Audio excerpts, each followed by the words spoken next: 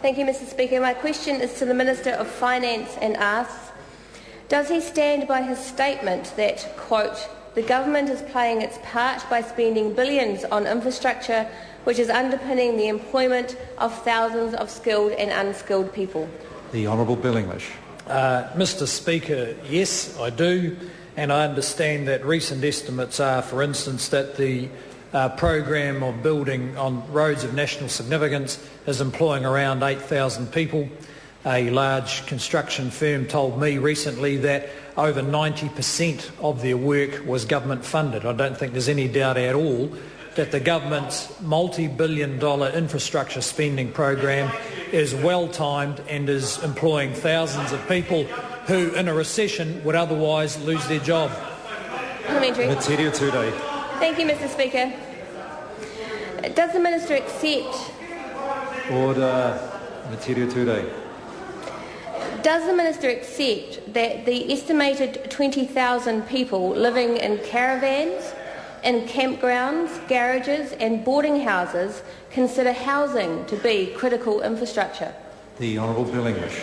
Yes, Mr Speaker, they do, and the government at the beginning of this year put together a group of New Zealanders who are experts in housing to deal with the legacy that's been left to this government, which is a very expensive and inefficient social housing sector, which is not helping near as many New Zealanders as it should. I'm pleased to say that everyone who's interested in social housing broadly supports the government's new direction, and we will proceed to implement it in the new year. Metiria, Turei. How much money is government spending on building enough homes for these 20,000 people in extreme housing need, and how many jobs will be created by that spend? The Honourable Bill English. Well, Mr Speaker, just for the members' benefit, the government owns $15 billion worth of houses, and in our view, not enough New Zealanders are being assisted because of the inefficient management of those houses.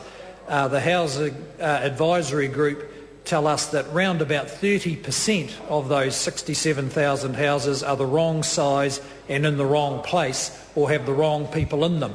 Now, if we can make a 30% improvement, it will easily help most of the people who have serious housing need, and we are keen to achieve that. Parliamentary. Metiria, Turei. Does the Minister agree that at the current level of government spending for the proposed 1,500 new state homes over 4 years, the government could expect to fill the current deficit of 70,000 homes in New Zealand in around 200 years' time? The Honourable Bill English.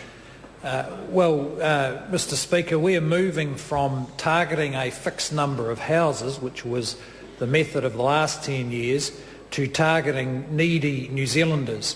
And that means we won't be focusing as much on some magic number of houses because, as I said, 30% of them are the wrong size in the wrong place. So we believe we should focus on people rather than houses, and as we do that, we'll be able to help more people with the 67,000 houses that we have. Supplementary.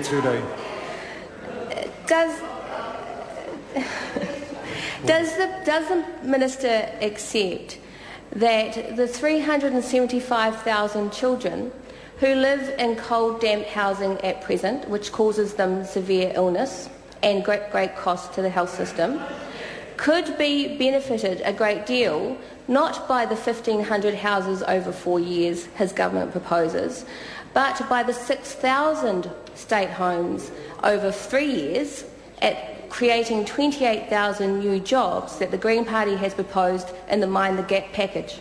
The Honourable Bill English. Well, Mr Speaker, where we do agree is that insulating houses is a good thing. The government has allocated several $100 million to insulating houses with the assistance of subsidies across New Zealand, and I think we might have got to 100,000 houses. We're aiming to ensure that almost all of the state housing stock is properly insulated, and I'd have to say we were disturbed when we came into government to find just how bad a shape that state housing stock was in, but we are spending considerable money upgrading it and making sure that those children can benefit from warm, warm, dry houses which will help their health. Question number 3, the Honourable Annette King. Thank you, Mr Speaker.